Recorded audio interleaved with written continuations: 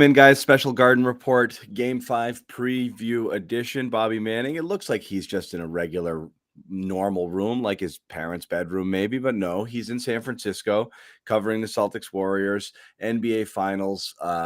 Both teams had media availabilities today. Bobby was out there. Hold on, Bobby, I'm checking something here. Yep. Bobby was out there covering it. We'll talk about that. We'll talk about Jason Tatum's struggles, Rob Williams' knee, maybe give some predictions. We'll talk about really anything and everything under the sun, NBA Finals related. But first off, I want to remind our listeners, podcast, as always, brought to you here by HelloFresh. You want to get yummy meals, farm fresh ingredients delivered to your door. All you got to do is just whip them up. You don't have to shop. You don't have to portion out ingredients or seasoning. HelloFresh.com is the place for you. Go to HelloFresh.com, playoff 16, use the code playoffs 16, up to 16 free meals and 3 free gifts. Bobby, again, Celtics Warriors, game 5 tomorrow night, Monday night, 9 p.m. Practice availability today. I just feel like it's just another turn of the hamster wheel. Win one, feel good, lose one, feel bad, and say that you just have to go out there and focus and play better. Anything specific today about, how the Celtics were addressing some of the things that went wrong in game 4 and just your kind of vibe on what they might try to do to right the ship? Well, offensively is the focus. They're definitely keying in on fixing that offense, specifically in crunch time. It's crazy how the layers of all those early season struggles come back in waves. And I think Right. the two that were most specific today were Tatum's stagnancy and Brown getting lost in the shuffle late in the game after a Yep. hot start. And those are two things we bemoaned over and over again early in the season. I think the big thing for Tatum that they're adjusting right now is his finishing technique.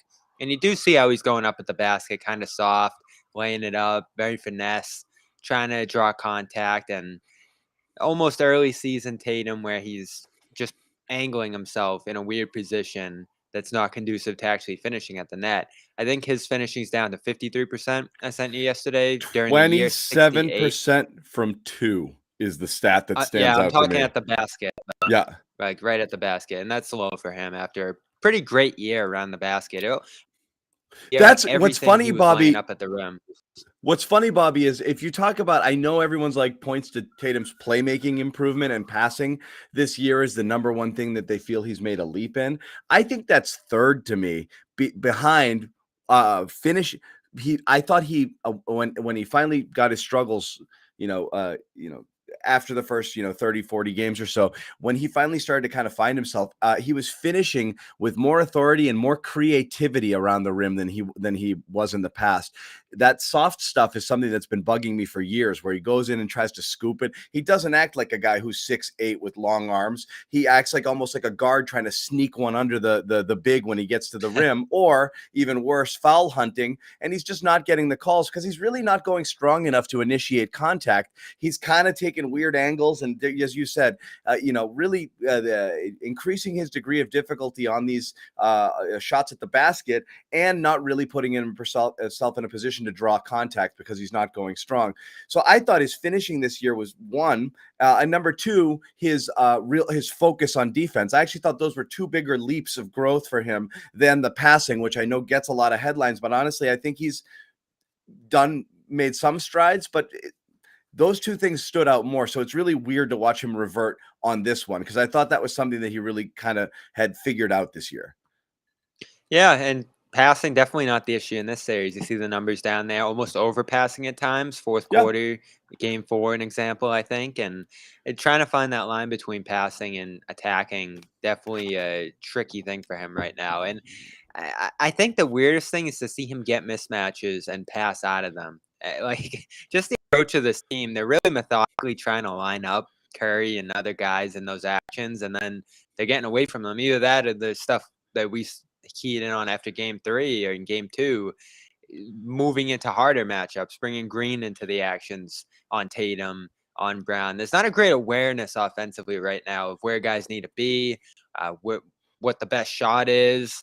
Should you shoot at this point in the shot clock? There was one play I was looking at where there was like 5 on the shot clock. I forget when it was in the game, and he just sort of spun out toward half court. He had Curry on him, got the Yeah. switch, spun out toward half court. There was 5 seconds on the shot clock. Then when he finally got into his move or whatever he was doing, the shot clock was gone, and he just needed to launch up a bad shot. I mean, Yeah. just the awareness offensively right now from this group. It's not passing skill. It's not scoring and the shot selection, all that stuff. It's just decision making They're on the not ball getting and where it. it ends up.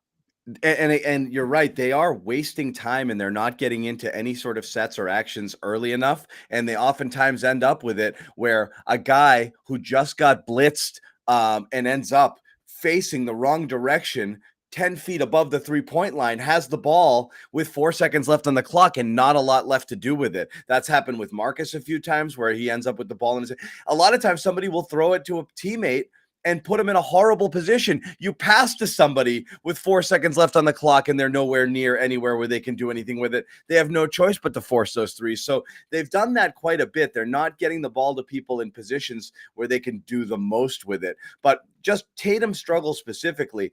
Ime's addressed it subtly. And I know you got to be careful. You don't want to say anything and, kind of knock these guys off kilter at this point. But not only foul hunting, but sometimes just getting too deep on some of these drives and, not, just kind of Playing in the crowd. It's just stuff we hear over and over again. But the stuff we've talked about a ton in the show is like, why doesn't he just get to the free throw line and rise up? Those are automatics for him. That's a bunny. That's his. I feel like that should be a shot he should be hunting. Get past that first defender and just get there, and whoever's coming, just rise up and shoot it. But instead, he's forcing his way into weird kind of places, trying desperately not to draw offensive fouls because they really are crowding the lane, navigating his way through, and then kind of putting it up weakly. And then the thing that gets me the most that we've talked about is his misses near the rim, the way he's going and falling off balance, plus the fact that he's getting frustrated and not getting up are worse than turnovers because he takes himself out of the play entirely. And those things go from what should be points that you could create, makeable shots in and around the rim to automatic buckets the other way. It's worse than a turnover. It's worse than turning it over top of the key. They always say that the missed layups are worse than the missed threes. He's too deep to get back. Yes, way too deep to get back. And he's either frustrated with himself, might have thought he got the call, thought he should have gotten the superstar call, whatever it is. I watched back game 3, which was a game that they won, and he did that 7 or 8 times. Last guy in the frame, and the play had already taken place once the Golden State reset the ball and actually got into their set, and he was able to set himself on defense. 6 other times they got their shot up before he even entered the frame. That's unacceptable. So that's a maturity thing that he's got to get out of his own head. But the other stuff is he's just got to kind of go back to what he was doing that was successful. I don't know, he seems a little lost, right? Like he's searching for what he's supposed to be doing. And you're right. You keep saying he gets stuck. He's caught kind of in between, not only in between passer scorer, but like, how deep do I drive? Do I shoot the 3? Like, what am I supposed to do here? He's kind of stuck in no man's land on a lot of this stuff.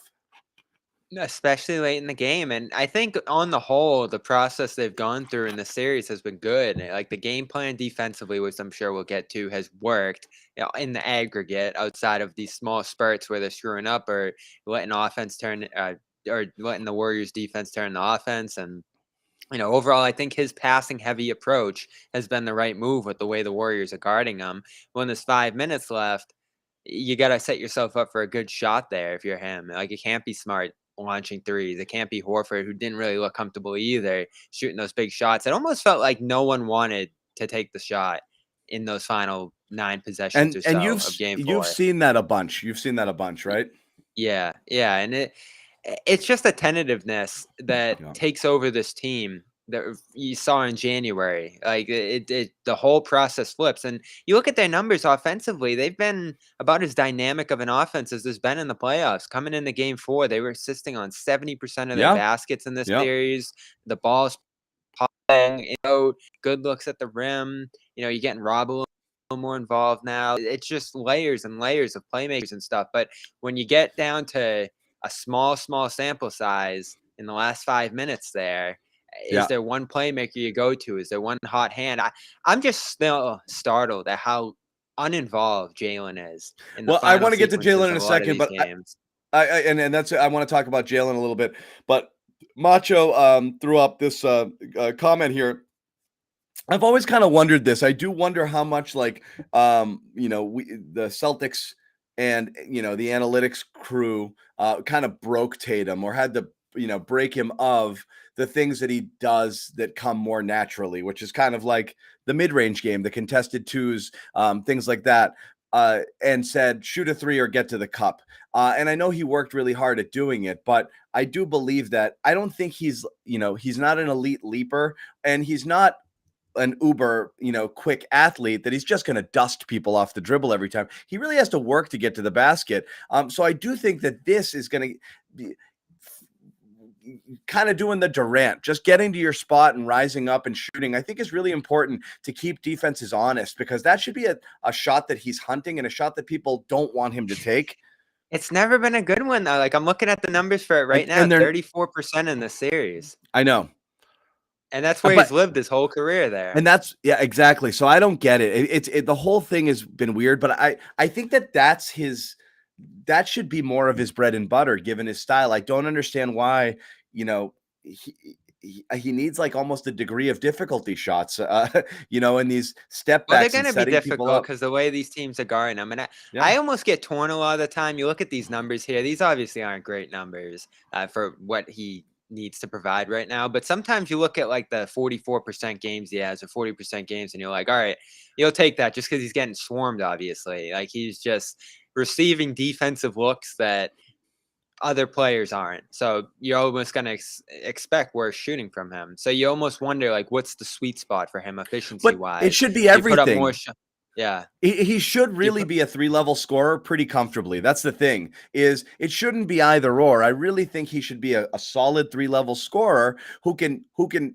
basically take what the defense is giving you, instead of forcing the issue. And that ends up oftentimes being contested threes or into a really crowded paint. I feel like he's kind of playing into where the defense wants him to go. And if the defense is giving you those jumpers and those mid-range, I think that's more what he has to take. If the defense is keying on him when he has the ball and waiting for him to double, I think Ime's got to set up some more sets where he's playing a little bit off the ball and moving and setting screens or pin downs or whatever to get him a little high-low action, anything to get him the ball where he's not surrounded immediately. And maybe he can catch and rise up quick or make a quick move or a drive. But just giving him the ball at the top of the key and just letting him set up is, I think, the worst offense that they run. And it's the one that they keep defaulting to, particularly late in games.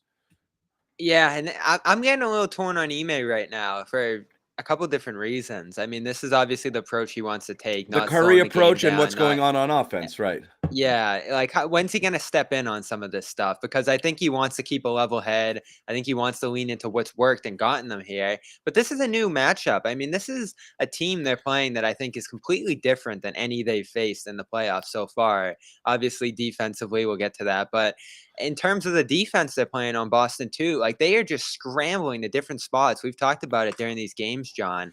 There's just such a loading up and an aggressiveness from this Warriors defense that they almost have to change the way they're playing to react. Like, if you see Tatum getting loaded up on, you see them getting stagnant against those looks that the Warriors are throwing at them, call a timeout and set up a play and react to what you're seeing on the sideline. And there's just not enough of that from this team right now in the key spots late. Like, they're just getting caught up again, and they're overthinking, I think, against an unpredictable Warriors defense that isn't throwing looks at them the same every possession, that can change to a variety of different systems.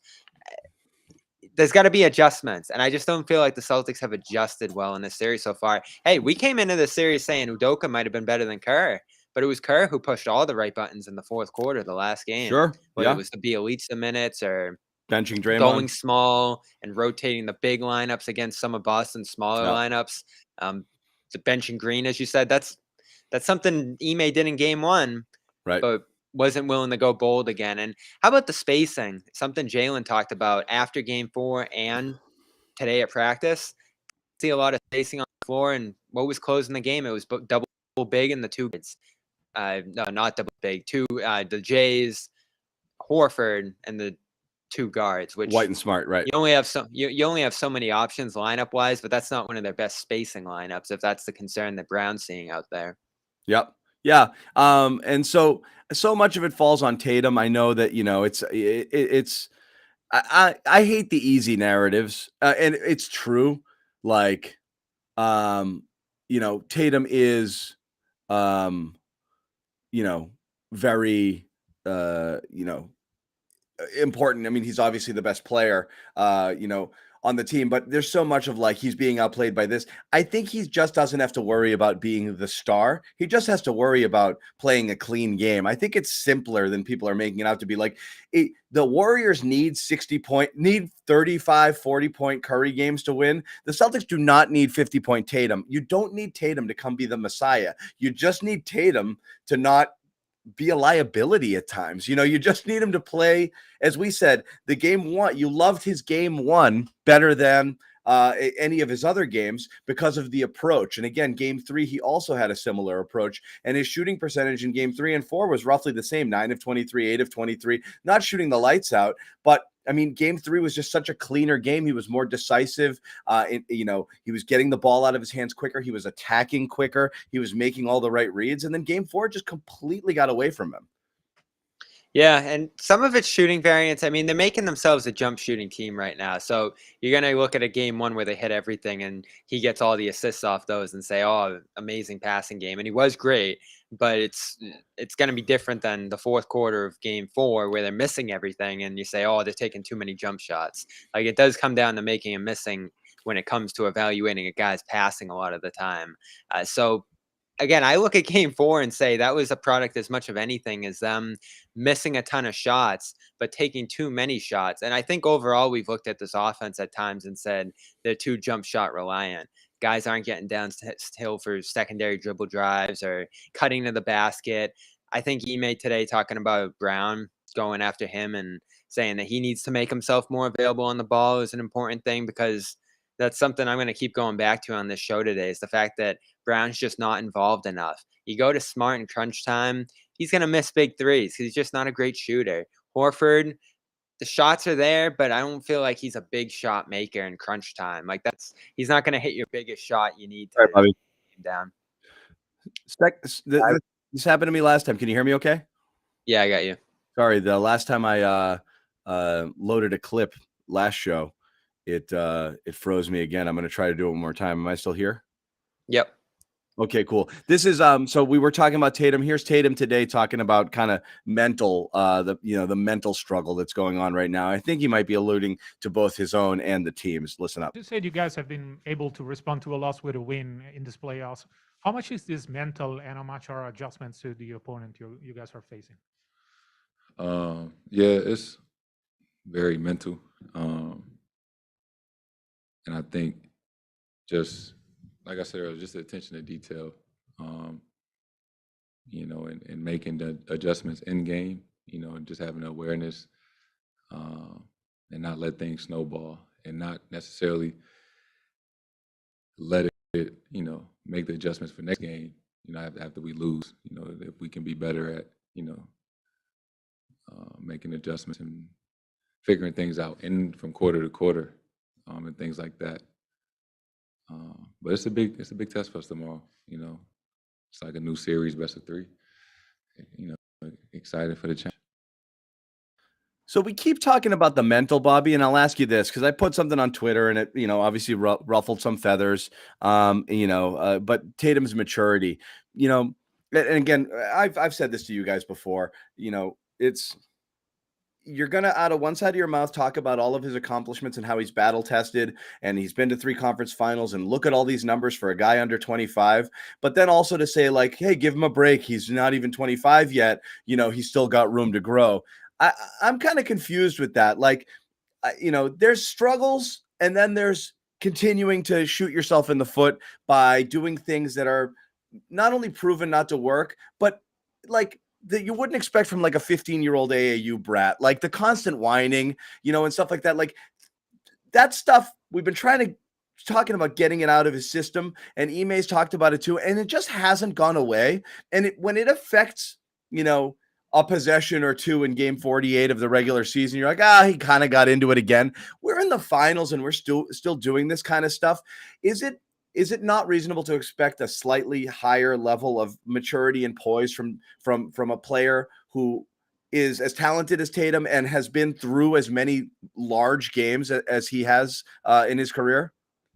Yeah, the easy stuff you want to see cut out because Right. That's simple things. We're not talking about yeah. a poor shooting night. That's going to happen. Or And the that's reads, fine. like, this is an unpredictable defense. Yeah, that's going to really happen. good Team will trick you into some stuff. It's the totally controllable stuff. Yeah, the complaining, you just can't be there at all at this point. And you almost see the realization. This is probably part of why they're so inconsistent and up and down is the things that they just sort of gloss over and probably don't see as important as Ime does. When they lose and it kills them, they're probably like, oh, crap, we really do. Like, I can't complain. That blew it for us last game. But when you get a big win and you're feeling good and you're in the flow of things and you just had success last game, it's probably easier to fall back into some of the simple mistakes that they're making because a lot of the stuff they're doing that's killing them in these losses, as you said, is just small stuff. I mean, what is Smart doing on top of it? Yeah, I know we're piling on Tatum right now, No, but Smart has been brutal with his decisions, forcing passes into places that they have no chance of getting through. or being too flashy. I know Too in game one flashy, he did the behind the stupid. back thing and he made it. But Smart's then been going into the frustrating lane too. and throwing it over his head. Yeah, I mean, he's got to be the settler and he's asking to do it. I think Brown's starting to ask for a little more responsibility now too, and you almost wonder if too many guys are looking at each other right now and saying like, "What are you doing? I can handle this." So yeah, and not to start the controversy stuff, but I do feel like there's a lot of I've always felt when they say we, it means like you asked me a question about my struggles, but I want to kind of make it clear that everybody else is kind of struggling along with us. So Brown had one of those earlier in the series when he was asked about his turnovers, and he's kind of like, yeah, we've got to be better at that. And I get where he's coming from because he's like, sure, I'm turning it over. But look at the other two stars on this team, like Tatum and Smart. They're friggin' having trouble too. And it's the same thing is everybody's kind of going off script a little bit from time to time, and it is throwing things off. Tatum gets the heat because he's the man, and his was so glaring in game 4 that it was like in the third quarter almost every good thing that happened to Golden State happened courtesy of Jason Tatum. It felt that way. It was either his turnovers or his poor shots or not getting back. It's like that entire run by Golden State was sponsored by Jason Tatum.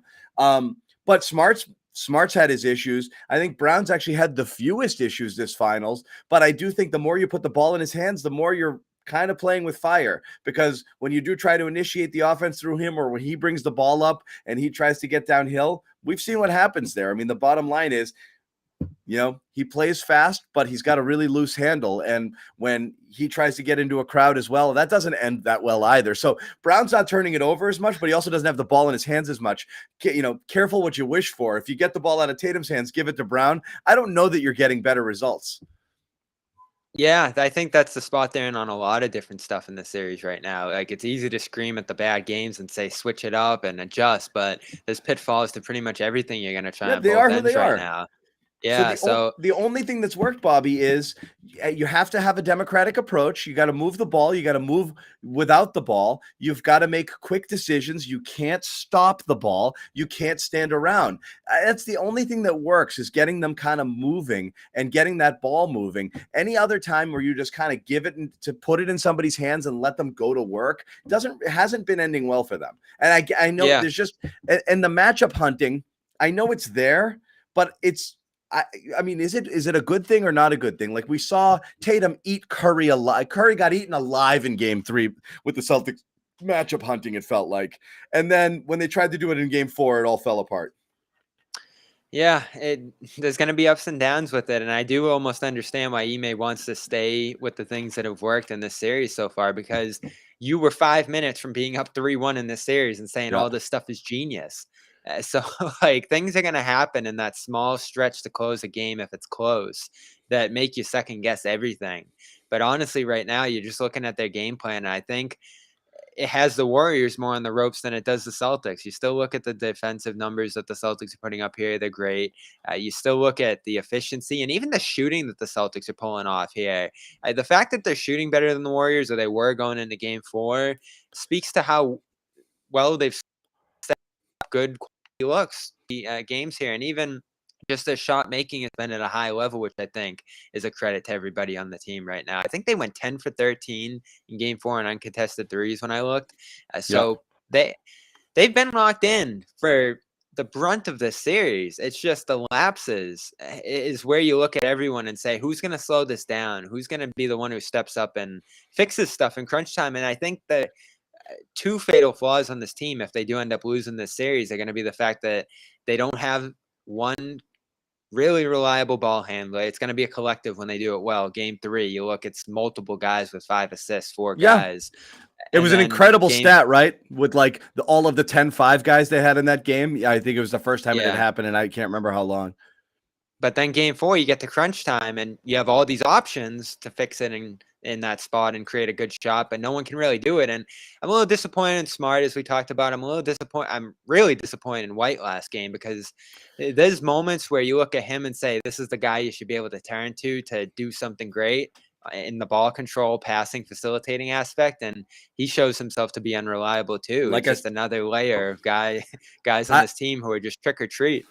You hadn't joined the post game yet, but I joked that it felt like somebody didn't give White the playbook for last game. Yeah. He looked like he was out there and he had no clue what he was supposed to do, where he was supposed to go. People are like looking at him like, what are you doing, dude? It was a really weird, disconnected game from him, and he got caught in no man's land a lot, where he gets into the lane and couldn't decide if he wanted to pass or shoot and kind of stuck in between.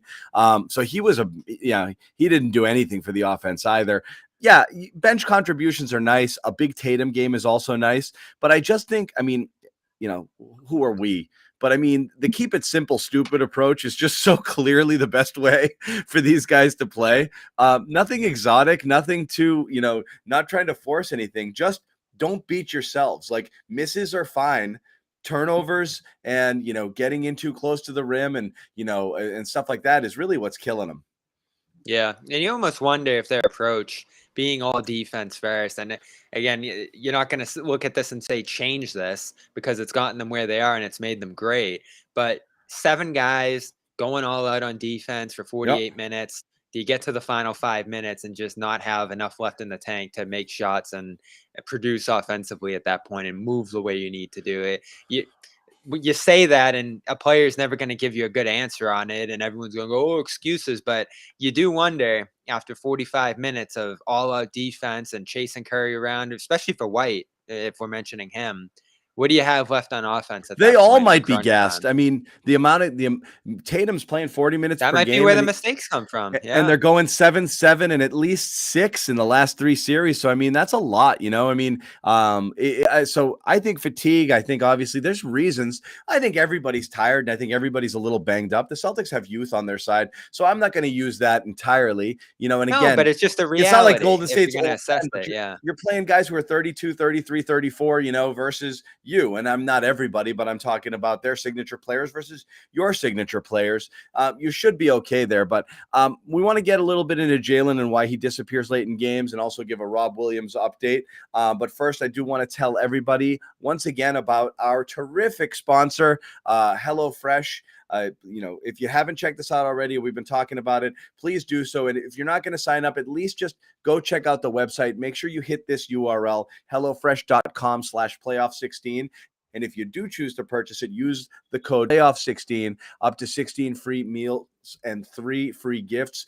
HelloFresh is farm fresh, pre-portioned ingredients, seasonal recipes delivered to your doorstep. It's America's #1 meal kit. This is the real deal. Skip the trips to the grocery store or the restaurants. Prices are sky high right now. It's a terrific deal here with HelloFresh. Trust me, when you get all the way through to your order and you are about to click purchase, you're like, that's all it's going to cost. It's very surprising. This is a really good deal. And why not take a couple weeks here while the Celtics are in the finals and not stress out about having to cook your own, having to go shopping and blah, blah, blah. Have HelloFresh do the work for you. 72% cheaper than a restaurant. Newest menu release has Mediterranean recipes. We've got seasonal menus for the spring, summer menus coming up as well. You can customize your favorite dishes with the new Hello Custom offering, swapping out one protein for another. You can basically get exactly what you want to eat for dinner sent to your door. So go check it out. Once again, HelloFresh.com/playoff16. Use the code playoff16. 16 free meals and 3 free gifts. I have another kit coming tomorrow, Bobby, and I'm really psyched about it. Yes, I got a whole new plan starting tomorrow, so I'm pretty psyched. I know Sherrod's What'd been you in order? on it. I got to remember because I had my wife pick the menu this time because last time I picked it all and she wanted to have some say in it. So I don't know which dishes are coming tomorrow, but it's from the spring stuff. It's fun. I mean, if you sign up and you're waiting for it, it's one of those things like the delivery box coming with like all your Christmas gifts and something. Like it's always an exciting thing to have to look forward to. Uh-oh, Bobby, that weird mic thing happened. I think your soda did it. Crackly. Don't move again. Good. My bad. Anyway, if they win the chip, I'm getting the meatloaf. Okay, you guys. Anybody Awesome. who signs up, send me proof of purchase. We'll send you something. Okay, we'll send you something CLNS related. I promise. Just send me proof of purchase. Anyway, let's get back to it, Bobby. As far as the series goes, we're in and out a little bit there. Me. I don't know what you did, but I don't like it. How's that? Horrible. Still there? Yeah. Let me hop out for a sec. No, you're good. Stop. Don't move. Oh, Literally good? don't move. All right. Yes. Nope. It's bad. I think it's your cord, buddy, but you can pop out and back in. I don't think it's a restream issue. I think it's a hardware issue. All right. So Bobby's out. I could sit here and tell you about HelloFresh again, but I'm not going to do that. I am curious again what everybody thinks, and Bobby's going to kind of mess around with the hardware here a little bit. So I'll put it up to you guys in the chat. Are we being too hard on Tatum? I know there's other people in here who can make it better. I just feel like it's one of those situations last game where average Tatum wins you the game and you're up 3-1 and it wins you the championship. And it's fairly frustrating that it just didn't happen. It didn't happen there. We've talked about this before, Jaylen Brown not being involved. This is something Bobby and I kicked off earlier in the year. I'm surprised Jaylen and Jason don't work off each other a little bit more, set more screens for one another. I don't know how much of that is just the way things go in the flow of it, how much of it is Ime could kind of get things moving. I'm going to throw up one more Jason Tatum soundbite. This is Jason Tatum talking about his own personal struggles here. Take a listen. One, how do you get yourself going? You said you need to be better. How specifically do you need to be better? And how do you, like previously said, not put too much pressure on yourself because this could be a legacy defining game for you? One thing I've noticed is playing off 2 feet a lot more. And, Coach said, playing off 1 feet and, trying to look for fouls. Hasn't been as working in my favor as much. So, I think playing off 2 feet, attacking angles instead of, initiating attacking things like that. And it's just, it's a game tomorrow. Look forward to it. It's 2-2, so not necessarily thinking about what it means for my career, but just what it means for our team and, we're trying to accomplish right now.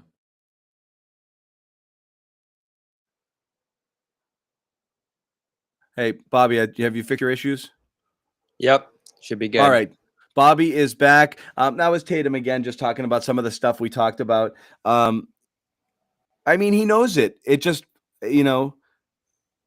again, basketball's hard. As you said, it's not easy. Everyone knows he's the man. The attention is there. People have been doubling him, blitzing him, crowding the lane, making it hard on him the whole time. The challenge, it's one thing to light up, some team for 40 points in the regular season, with a bad coach who isn't, drawing up ways to to neutralize Tatum, and he's just going one-on-one. And when he gets guarded one-on-one, he smokes teams. he just always toasts does. people. We've seen it Yeah. every time teams choose not to. So that's what happens. You get doubled. You just kind of have to, figure it out. I mean, that's and we talk about it. And I mentioned this in the chat. We talk about Tatum's playmaking.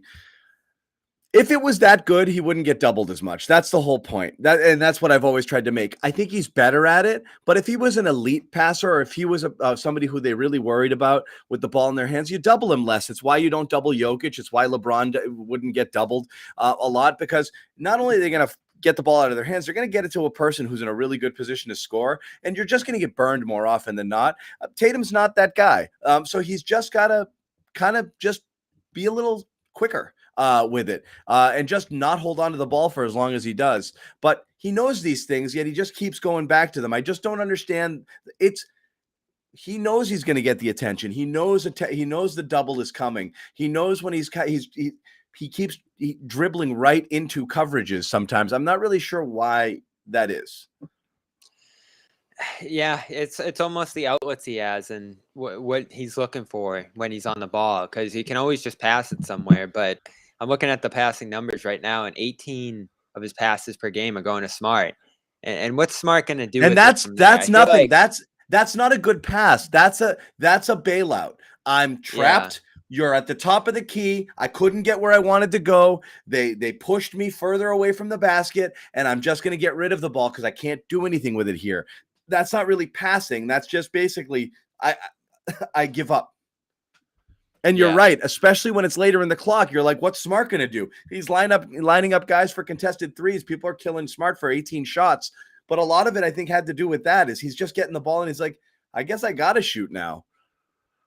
Yeah, and he doesn't find Rob as much as he needs to. I think we talk about that constantly. Nobody That's does. Always a good outlet.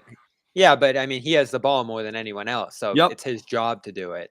It's a drive and kick thing for him. That's all he's really doing in those spots. I don't feel like he's running pick and roll like he used to bubble, where he showed some good spurts in that area of his game. He's not connecting with Brown at the level he needs to be. I'm looking at 8.5 per game with him, which is still way up from what we were talking about early in the season, but there's nothing coming out of it. Brown's shooting about 41% off those passes. And some of it's Brown, I think, regressing as a catch and shoot guy, but still, is the whole offense just drive, kick, and shoot a three? That's part of the problem that they ran into last game. Is that's what they did for 9 straight plays effectively down the stretch. Either that or you're shooting off the dribble yourself. There's not a lot of rim outlets on this team, and that's where you do look to Ime and say, can you call a play here? And it is get you a look at the rim. Yeah, and somebody just mentioned here, and one of the comments, it kind of is a little hot potato offense late in the game. You're wondering why, we looked at those shots that went, it was like, Smart 3, Horford 3. There's Smart one guy 3, who White really 3. wants to shoot it. It's Smart. Yeah, and so, but that's what it ends up being, and you're right. I talked about this last time with you. Is I do feel that because Tatum initiates so much of the offense. In the fourth quarters, multiple things happen. They slow way down because he plays at a much slower pace than everyone, especially when he gets the ball in his hands early or he's bringing it up. So everything slows and the defense sets and it keys in on whatever it needs to key in on. And Jaylen Brown becomes just one of 4 random guys instead of somebody that you're specifically looking for on offense. And I do think that's why he gets phased out a lot. They're not running actions for Jaylen. They're just letting Tatum run the offense. And it just, that's what you end up with sometime. This is, and we kicked around Jaylen Brown's numbers as well, Bobby, his starts and his finishes. And it's obviously very telling. And a lot of it has to do with him just not having the ball in his hands. This is Jaylen here talking about kind of not being involved late. Bobby Manning, CLNS Media. Jaylen, I know you talk a lot about just playing basketball, going with the flow, but when it comes to crunch time and, you guys need to get a bucket there, is there an onus that the coaching staff's putting on you to go get the ball? Because it feels like you have a lot of success early in games, attacking, being aggressive, and then late in games, sometimes getting lost in the shuffle. Not necessarily. We at times we get a little disorganized and in crunch time and get a little sped up, and at times I do need to take the onus and get us more organized and get us more space and a little bit more composed. And that's a part of my growth as a basketball player and my maturity and things like that.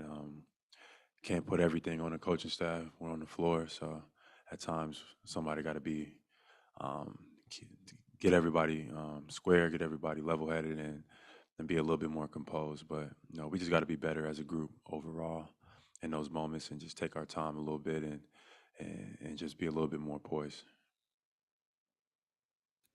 Good question, Bobby Manning. Good answer by Jaylen, I thought. But how much of that is, are you reading into that answer? How much of that is him saying, yeah, I got to go get the ball or demand it? Or how much of it is kind of like, yeah, I mean, somebody's got to give it to me. Maybe I can settle things down, but I don't have the ball enough to be able to do that. It's that we again. When we is he saying like does we mean they? Everybody else, yeah. Yeah.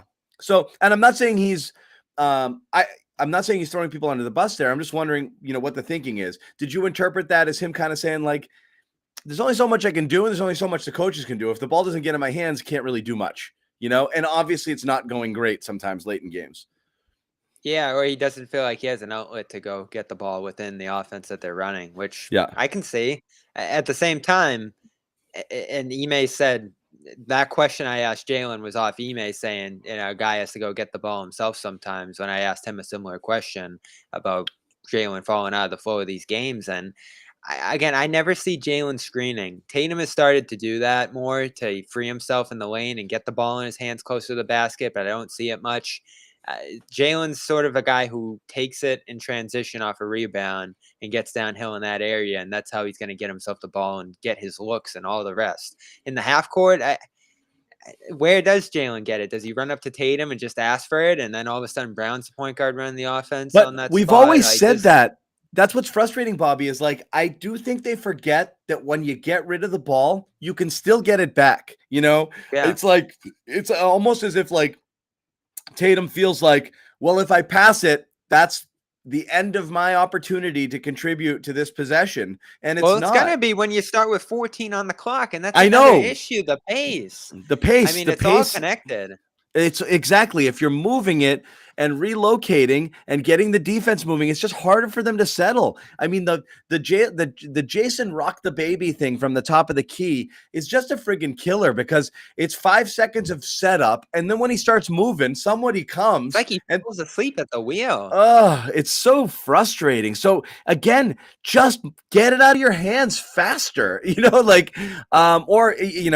just got to jump in and just say, we got to try to get Jaylen the ball a little bit more. They do, because we've talked about it. The style that Brown plays with is what the team wants to play with, more so than Tatum. More so, he plays with pace. Game. He gets downhill. He can break guys down, which can defense in itself. That's where a lot of his playmaking comes from. Ime giving him credit for his passing in the last game today as well. Assist numbers marginally higher from where they've been, but again, that's more of a product of opportunity. He just doesn't really have the opportunity in the half court. He's been relegated to catch and shoot guy. He's got to do better and hit those shots, because I feel like he hasn't been effective in that area all postseason. But no, oddly I'd enough, like to see him on the ball. Yeah, you want to see him on the ball a little bit more, for sure. And maybe even get Tatum working off the ball a little bit more to free him up. Some people in the chat here are kind of bringing it back to Marcus. This is the reality of this team. It is imperfect on offense. You have a couple of singularly extremely talented players, and Rob Williams, who can make a lot of difference, both with his ability to pass for a big man and the gravity that he brings. Horford has had a couple of big games, and then it kind of all comes back to Marcus. Marcus was a great settling force because they needed somebody to do it, but the reality remains he is not a floor general point guard, despite how much everybody tries desperately to, take every one of his good passes and put him on Twitter and say, people said he wasn't a point guard. Look, he's not an elite playmaking point guard. He's the best they had by miles, and the offense ran better with him than with Dennis Schroeder. Both of those things are obviously true, but there's a reason why the ball's not in his hands a ton at the end of the game. They're taking it out of his hands. They don't necessarily want him being that guy. He does a great job settling them in game when things go kind of off the rails, I do believe. But late in the game, it's usually not him. No, and he wants it, like when they get in trouble, he wants to be the He one to wants step it because in he's and like, fix let it, me but do it, right? But it's not. But he's got to be better if he's going to do it. I mean, there's opportunities throughout the flow of the game. And part of what we're talking about here, they need to put these games away earlier so they don't even get to these Yeah, points more I because know. they're capable of it. they had a lead in the game that they could have built on and put the game away, but they put themselves in that crunch time position. And part Yeah. of it's the stuff Smart's doing throughout the flow of the game. I just think of this play that's really stuck in my head where he does a misdirection with Tatum and gets it's like a football field in front of him to the basket. I think there was one guy on Rob in front of him, and instead of laying it in or just scoring in that spot, he tried to force like a little lob pass over the guy to Rob, and it got turned over, and Warriors were out running the other way. And this is where Smart hasn't shown himself to be a reliable outlet himself. Brown, you look at him and say, yeah, he'll turn the ball over sometimes dribbling, but his turnover rate's actually down below Tatum's and in Smart's territory right now. So he's not killing you to the degree that it feels like he is, even though he's given up turnovers in those limited spots that he is on the ball. Like, I don't know if there's one minor adjustment I'd make in those spots. Why not trust Brown for a possession or two down the stretch? It doesn't have to be make him the lead point guard. It can be that one play that you run out of timeout that gets him a good look, makes him feel more involved. Because certainly I think what you're seeing in these spots where they come up short is guys are looking at it and saying, I could have helped. I could have done something here. And you at least want to let them try. It's a trust thing. And I don't think it's Tatum not trusting guys. I just think it's Tatum finding the open spot. And sometimes it's just him driving downhill and firing the Horford. And Horford has to take a big three that, I think you trust him to take, but it's not the best look in the world. Smart certainly not either. Yeah. So, you're right. You're right. They're just limited. And, part of it, they are limited. And the thing you said earlier, I thought was a salient point there. The just don't put yourself in that position. It's not a thing you're great at because of your limitations. Yeah. You don't have a put the ball in my hands and I'm going to create type of point guard. Both Jaylen great and spacers. Yeah, but you don't have great spacers. Both Jaylen and Jason, when they try to initiate offense, they are what they are. They're obviously singularly talented players, but you're kind of just saying go 1-on-5, when you put the ball in their hands, which isn't always the best option late in games. It is with no time left on the clock and you need one guy to take one shot, but possession after possession, it's not the type of offense that you want to run. So they are limited. So you don't want to put yourself in those positions there because you just don't have the outlets as you mentioned there. And that's kind of why they've been there. Yep, and they're more of a defensive team. So part of it is they're packing it in for those last few minutes. They defended decently down the stretch.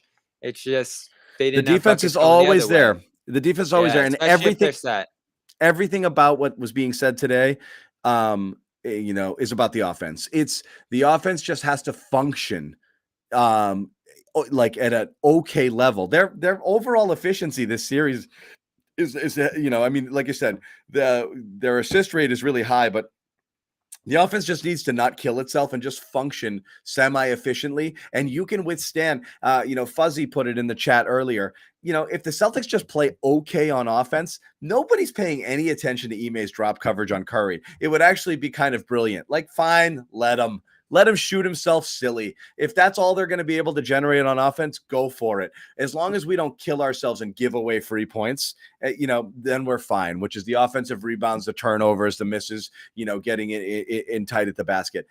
If you clean that up, they win every game. I mean, it's just, I know it sounds simple, but they just have to be functional.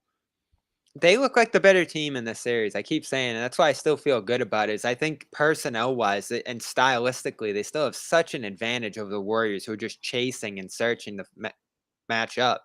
And I know we've said this every round, but a lot of it is the Celtics beating themselves in this spot. They should be in a commanding 3-1 spot in this series based off how they've played so far, and they're not. And part of it is Curry being great, but part of it is the Celtics giving him those extra opportunities to be great. And that's frustrating. I do wonder, though, how much do you try to balance out your defense and your offense? Because obviously your bad offense is feeding their offense. Grant, not involved enough in this series, in my mind. Like, he's got to be a closing player more often than not, I think, over one of those guards, because he's just such a good outlet for Tatum. You know, like when he's out there and he's providing weak side shooting and secondary playmaking, that's when the offense is at its best. And he's just been a no-show here. So why is that? What is it about this funk he's in?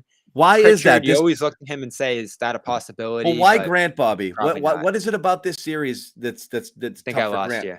I don't know if you or me. Oh, there you are. Can you hear me? Yep, I got you. What is it about this series that's tough for Grant? I can't figure it out. I don't know either. It shouldn't be, right? Isn't involved. He'd be perfect in This these should be a small good ball series lineups for him. He could be small ball 5 in this series if he wanted to. I feel like he should be feasting at times here. I'm really surprised that he's been a 0. Not totally, but yeah. You can't just relegate him out of the fold because he's too important to the offense.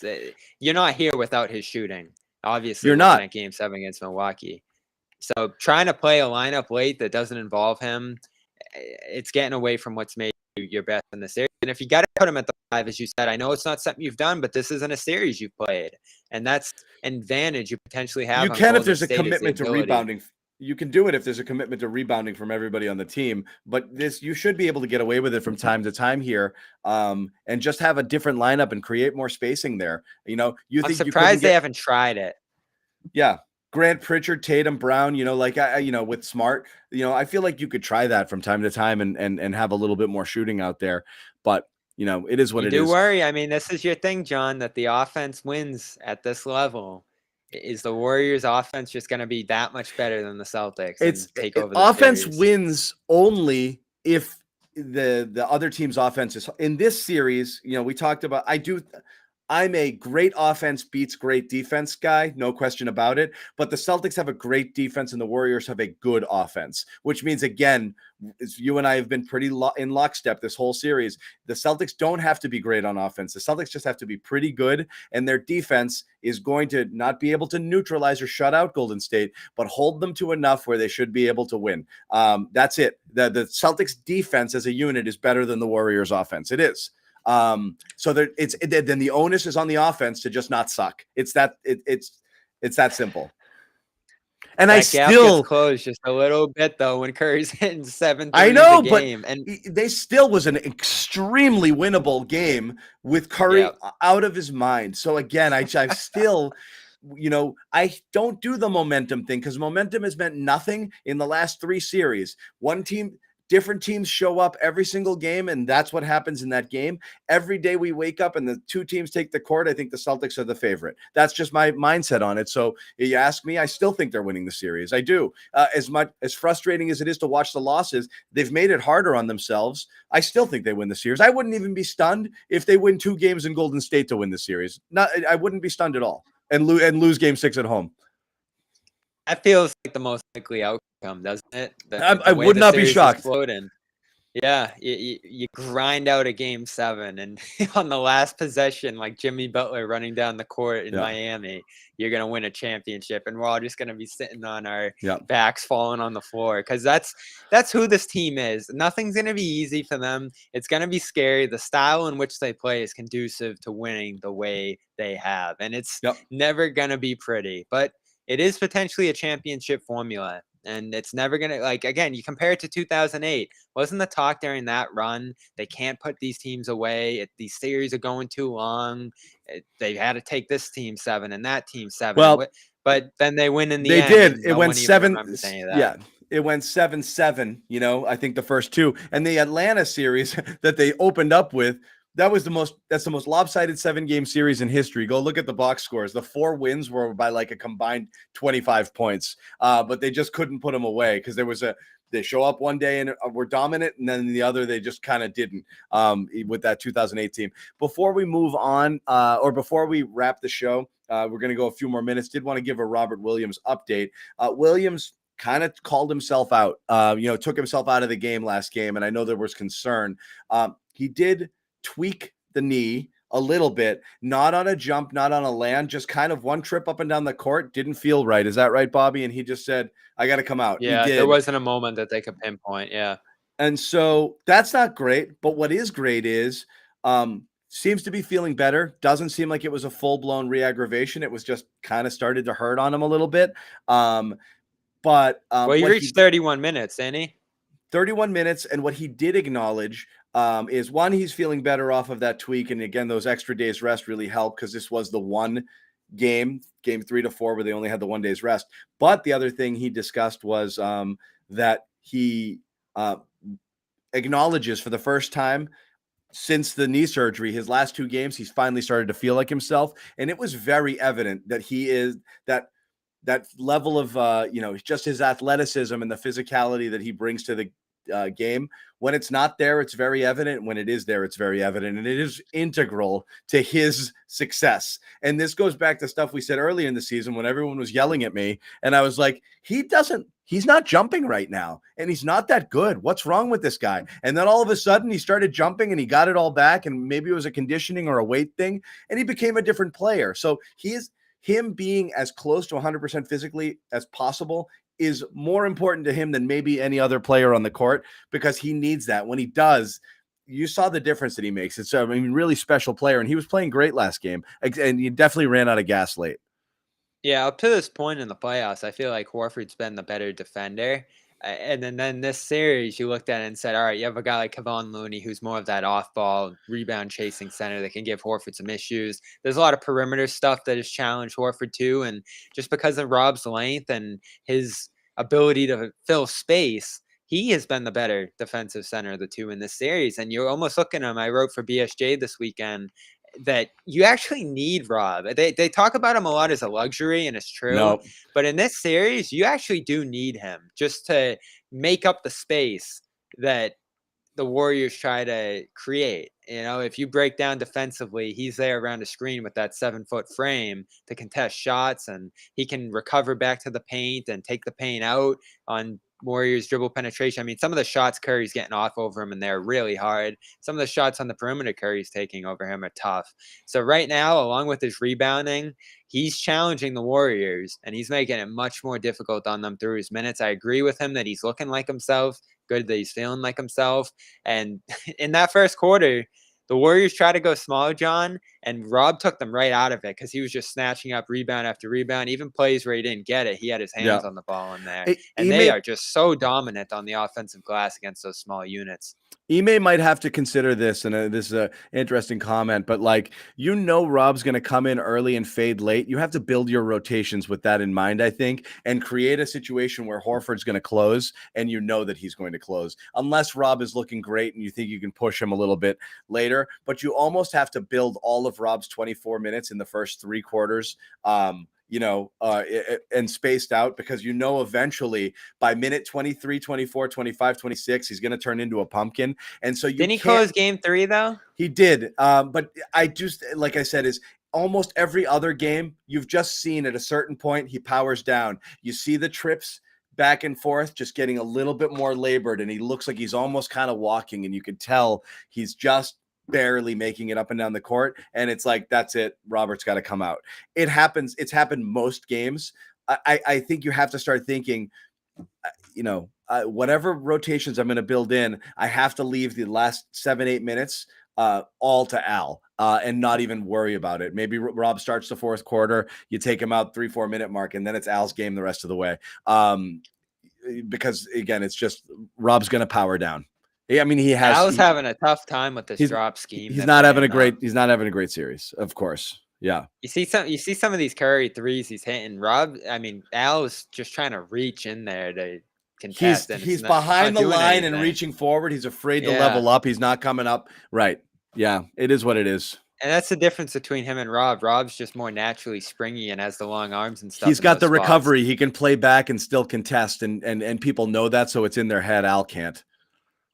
Yeah, Al's had a tough time, and offensively, you still look at Al, pretty one-dimensional out there in terms of being a pick-and-pop guy. This hasn't been Al's series, even though he's had that great game 1, hitting everything from 3. So you need both of them for sure. Like Rob's got to be able to give you 30 minutes. I don't know where it comes from. I do like what they did in game 3, taking him out early and leaving some of those minutes for the fourth Yeah. quarter. Once Al got This into is foul another troubles. one. Or you play him only 18 minutes in the first 3 quarters and save 4 or 5 minutes for the close if you think that that's important too. Whatever it is, you just have to recognize he's going to expire at about 23, 24 minutes, wherever that comes, and it can't be at a critical time in the game. That's He all was I'm so saying. great in the fourth in game 3. That was his Yep. best quarter of the playoffs, Yeah. I thought. Yep. And he was the first guy. There was a great play too where he got out to contest and shot back to the rim to get a big defensive rebound from the perimeter.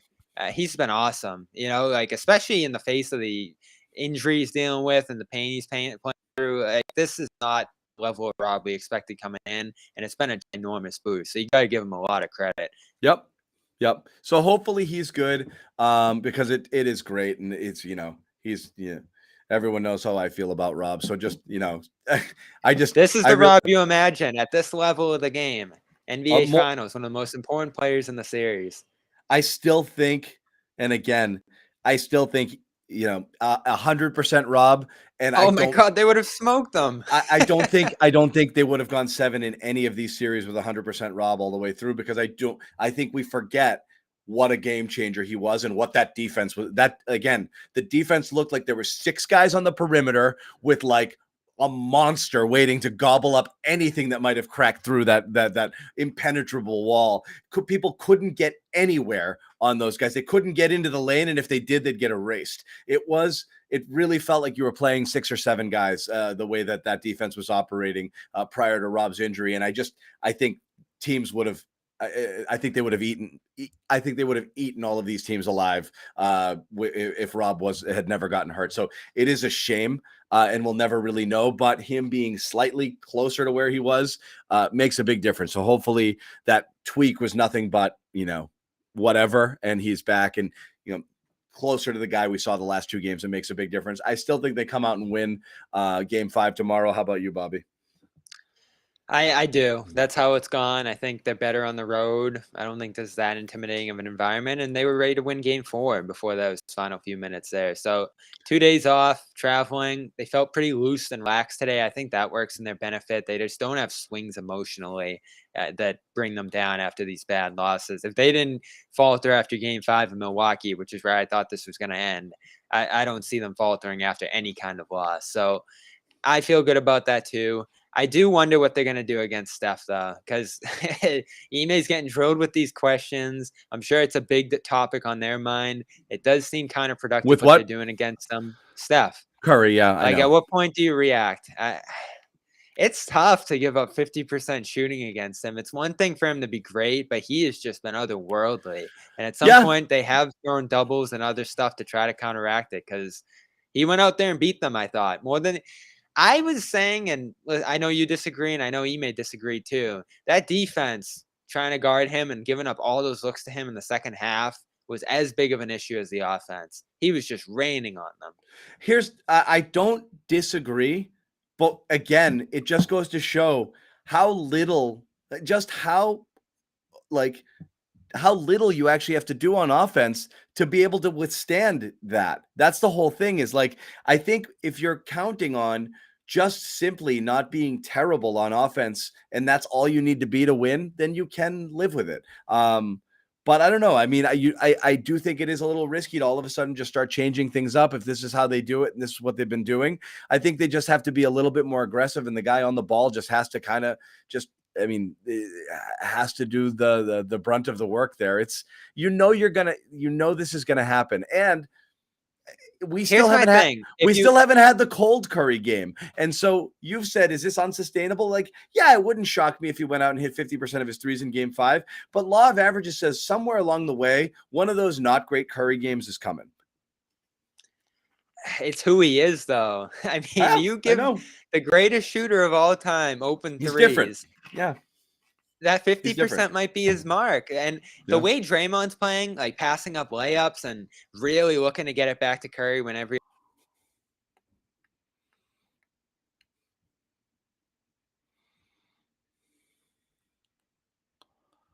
I can't tell if I'm frozen or Bobby. Oh, sorry. I thought you froze for a second. I don't know if it was you or me. So I was saying, the other guys have been so uneven on the Warriors. At some point, don't you have to try to make them beat you? Like Clay in his unsteady shooting position, and Green, who doesn't want the ball and is passing up layups, and Wiggins, who wants nothing to do with it. He's just chasing offensive rebounds. You got to try it, right? Like, I think they've blitzed Curry once in this series from what I've seen. You have to try it. Just see how it goes. And if it's a disaster and they're getting on that weak side, oh, well, go back to what you were doing. But I don't know, just sitting there in a drop while he's raining over you. If you lose the series, you're going to go right to that and be like, why'd we let him do that? Yeah, maybe. Maybe we'll see. He's been otherworldly, and I know you're his biggest fan. So no, I get it, Bobby. It's amazing to see. He really is. You know, you're well into tip your hat territory every time he does this stuff. You know, I just the friggin' the the flopping drives me insane. It's just he's not getting hit on any of these, and he's just throwing his legs out and trying to draw that extra foul there. It's driving me crazy. Well, But you've gotten a good call on that, I feel like, for the most part. yeah, you have. He keeps trying. He keeps buying it. I'm just wondering at what point it's going to affect his shot because he did it multiple times last game and it still went in. But anyway, as we said, Game 5 tomorrow. Want to give one more reminder. Our sponsor, please check this out. This is really important to us. Support our sponsors. If you're interested in restaurant quality meals, farm fresh ingredients delivered right to your door, all pre-portioned, packaged, put together, all you got to do is just whip up the meal. Restaurant quality meal at home. HelloFresh.com/playoff16. Again, please use that URL specifically. HelloFresh.com/playoff16. Use the code playoff16, up to 16 free meals and 3 free gifts. It's really dynamite. And as I said, I got another kit coming tomorrow, so I'm pretty excited about that. Also, if you guys are interested, want to keep the conversation going, you could join our Discord server. Go over to clnsmedia.com/Discord. We've got well over West 1,000 Coast, people. we might do a voice thing tomorrow. Who knows? Yeah, well over 1,000 people in there hanging out, and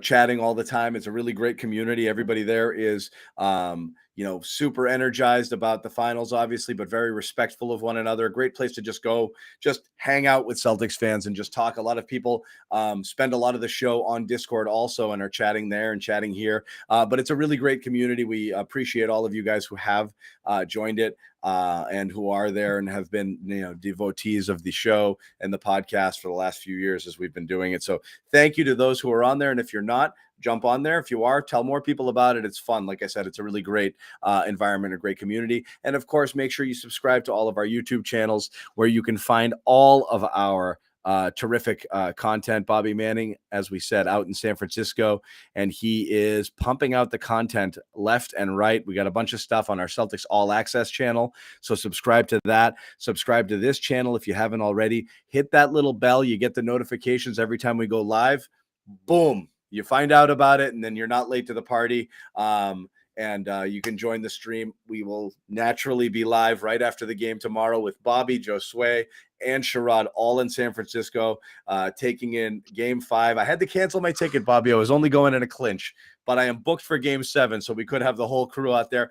Of course, we'll all be back at the Garden in Game 6 as well. Well, I mean, the way this is positioned now, where there's going to be a clinching game in Boston one way or another, and the level at which this series has been played, like we're about to see something unbelievable over the next week or so here. It's going to be interesting. And I just, I had Celtics in 7 to start, and I'm sticking with Celtics in 7 here. And I wouldn't be stunned if they win 5 and 7 and lose Game 6 at home. And the emotional swings will continue. But it is what it is. One way or the other, we've got you covered in every way imaginable.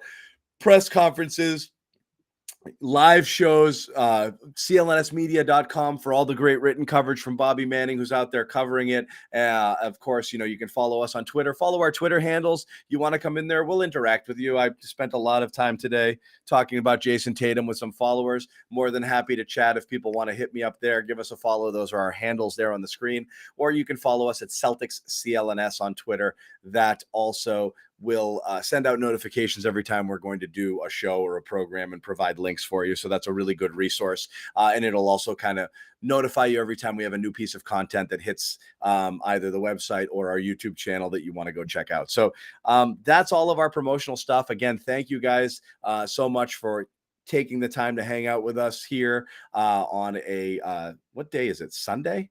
On a Sunday? Yep. Yeah. So that's it. It was a long journey out here today. I think it totaled 9 hours by the time I got over here. It's unreal, man. But It's we long. made it. Yeah, no, it's good stuff. And again, go I ahead. want to shout out 2 pieces I wrote this weekend too, by the way. CLNS Media. I did dive deep on the Curry stuff if you're interested on why they're covering them the way they are. So go check that out on CLNS. And then a lot of Rob stuff on Boston Sports Journal. The Saturday piece I always put out there is both out now, so excellent. go check Both those out. excellent. Yes, please check those out. Bobby Manning, burning the candle at both ends here. So yeah, check those out. Boston Sports Journal. If you haven't subscribed already, $5.99 a month. You get Bobby Manning's NBA notebook there, as well as terrific coverage, but also clnsmedia.com. Bobby Manning's daily basketball Celtics reporting. There's a lot of good stuff on there right now, so go check that out. Honestly, lots of other good stuff. Evan Lazar killing it on the Patriots there as well. So what's up with the Pats? Did they cancel the OTAs? They canceled the OTAs because Belichick hates us.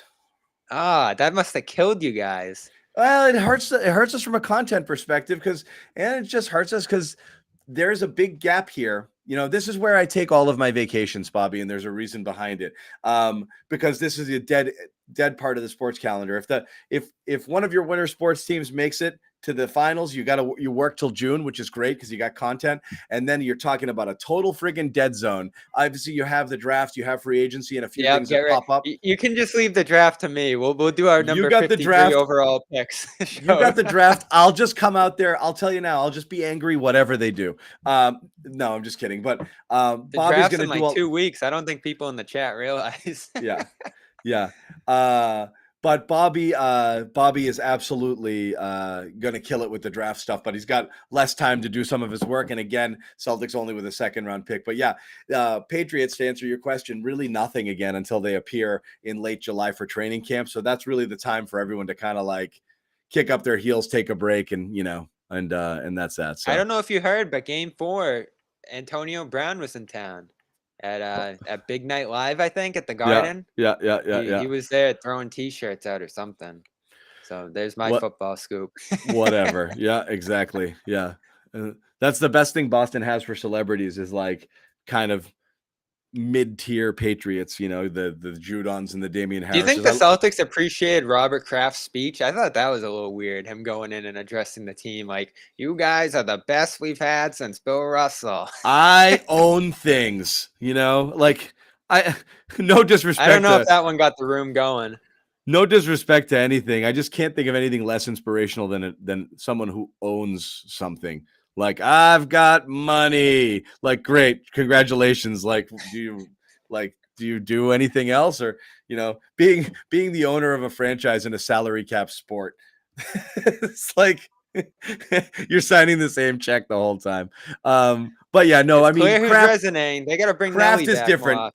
Kraft's an institution, and I get it, but because he's been here so long, he saved the Patriots. He's a local guy. He's a Pats fan. There's a good story with Robert Kraft. He kept them from going to Hartford. He turned them into a friggin', under his stewardship. So Kraft's always going to be loved here. Yeah. Can I throw one more thing in before we sign off here? And we'll talk about this another day. But quietly last week, Bradley Beal with his pronouncement yet that he might be out of there in Washington. That's the most I've heard him talking about. I need to start to think about winning and no regrets and this and that ever since this whole saga started probably 2 years ago. He talked to Taylor Rooks, and I felt like just gave the slightest preview yet of him maybe opting out this summer and seeing what's out there. But right after the season, there was that report, Bobby, that it looked like he was going to sign that Supermax and stay, which doesn't mean anything because that still makes him tradable. But it feels like that's happening one way or the other. He's getting his money in Washington, and then he may demand out. But I think that's going to happen. Yeah, maybe this is like setting the seeds for that, and doesn't go well to start the year there, and maybe he's gone by the deadline. I don't know, but who knows? I feel like that's still we've kind of thrown it in the trash as the Celtics have gotten better here, but I don't know. I think you still got to keep an eye on that just because there's a connection there, and I'm sure he would Not the time, assess but it. we will get Yeah, to that for sure. Yeah, we'll get to that. yeah. No doubt about Keep it. an eye on it. Anyway, gang's all here tomorrow night after the game. So again, check us out. As we said, Josue on his way to San Fran, Sherrod, Bobby already there, covering the Warriors. Jimmy and I will be handling things from back in Boston. So we will get with you guys right after the game for a live post-game show. Hopefully a Celtics victory. Again, Bobby Manning, John Zanis, thank you guys a lot for watching.